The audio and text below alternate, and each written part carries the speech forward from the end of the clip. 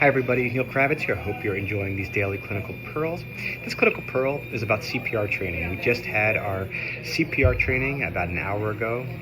We do the CPR training every 2 years, but I am actually considering doing it annually.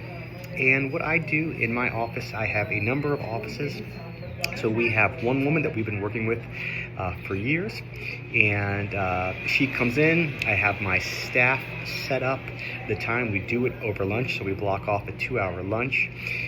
Each office does their own CPR training, so there'll be a number of different sessions set up. And if a staff member misses, so one of my staff members from the office that I'm in today, for example, couldn't make today, they have to attend a different office's CPR training. Everybody in the office needs to be CPR certified.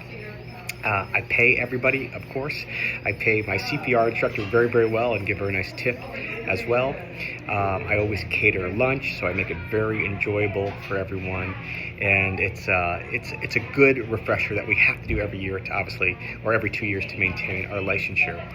But it's a great refresher. We talk about CPR for adults, we talk about CPR for children, even infants, and we talk about the difference between cardiac arrest versus strokes, and really what to do in case we see an emergency, even choking hazards, of course. I think a lot of times orthodontists may not put a great deal of emphasis on CPR training, but the reality is it doesn't have to be your patient. I worked at a corporate office years ago, and they had to administer CPR because a man who was mowing the lawn, a maintenance worker outside their building, went through cardiac arrest, and they had to get their AED and call 911 and do the best they could until the EMS could arrive. So it doesn't have to be your patient. It could be a parent. It could be someone in the hallway.